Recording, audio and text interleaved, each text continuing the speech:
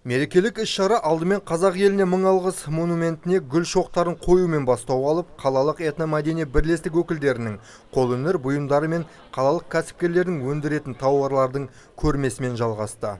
Сонымен қатар кеңестік кезеңінде Қазақстанға жер аударылған этностардың өткені мен бүгіні туралы қысқаша бейнефильм көрсетілді.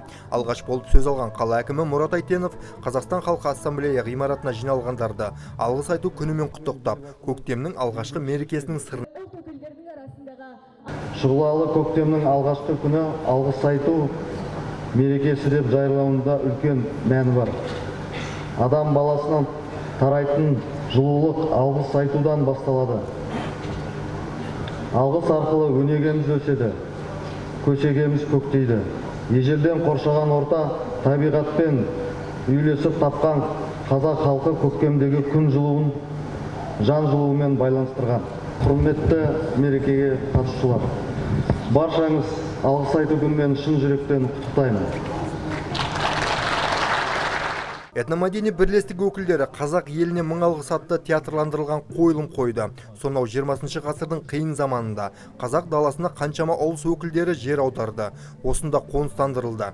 Кеңпейілдік танытқан халқымыз ешқайсысын жатсынбай, баршасын бауырына басты. Қазіргі ұрпақ осы мейірімділік пен кеңпейілділікке алғысын білдірді.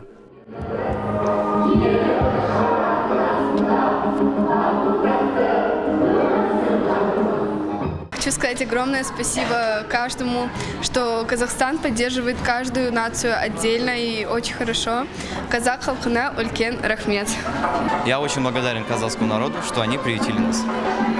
Казак еліне мың алғыс. Айта өтейік, зұлмат заманда қазақ жеріне 6 миллионнан астам қоныс аударған. Бүгінде олардың ұрпақтары бейбіт елдің биік шаңырағының астында тату-тәтті өмір сүруде. Нұрлан Пайызов, Антон Семенов, Нұрланбек Саитов, Нары Ньюс.